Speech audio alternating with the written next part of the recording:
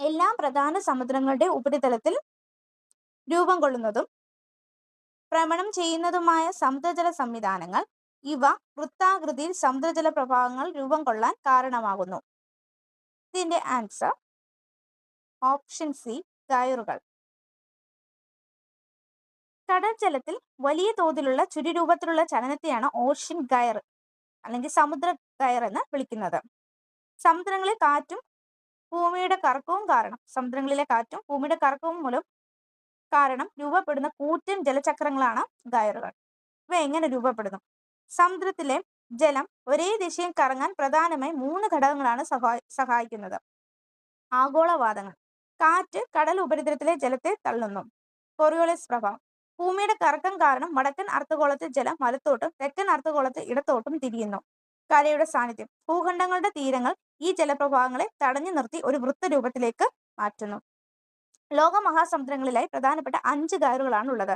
North Atlantic gyre, south Atlantic gyre, north Pacific gyre, south Pacific gyre, Indian ocean gyre. ഈ gyre എന്ന ചോദ്യം വന്നിരിക്കുന്നത് +1 സമുദ്രജല പ്രവാഹങ്ങൾ അധ്യായം 14 നിന്നാണ്.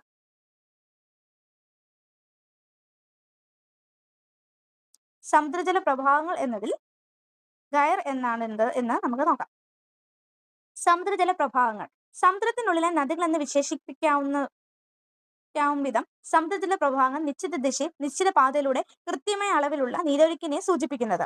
2 തരത്തിലുള്ള ബലങ്ങളാണ് സമുദ്രജല പ്രവാഹങ്ങളെ സ്വാധീനിക്കുന്നത്. ജലത്തിന്റെ ചലനത്തിന് കാരണമാകുന്ന പ്രാഥമിക ബലങ്ങളും ജലപ്രവാഹങ്ങളുടെ ഒഴുക്കിനെ നിയന്ത്രിക്കുന്ന ദ്വിതീയ ബലങ്ങളും.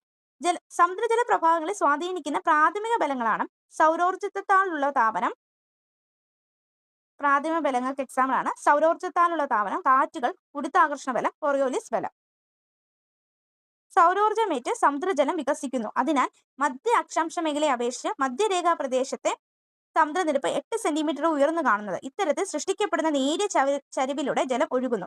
സമുദ്രോപരിതലത്തിലൂടെ വീശുന്ന കാറ്റുകളുടെ സമ്മർദ്ദത്താൽ ജലത്തിൽ ചലന വിധേയമാകുന്നു. കാറ്റിനും ജലോപരിതലത്തിനും ഇടയിലെ ഘർഷണം ഒഴുക്കിനെ സ്വാധീനിക്കുന്നു. ഗുരുത്വാകർഷണ ബലം മൂലം ജലം താഴേക്ക് അടിയുന്നതും ജലനിരപ്പിനെ ചരിവിന് കാരണമാകുന്നു.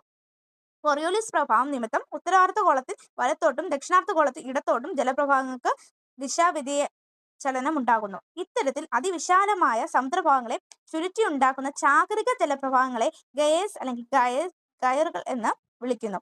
എല്ലാ സമുദ്ര തടങ്ങളും വൃത്താകൃതിയിൽ വിശാല ജലപ്രവാഹങ്ങൾ ഉണ്ടാകുന്നു.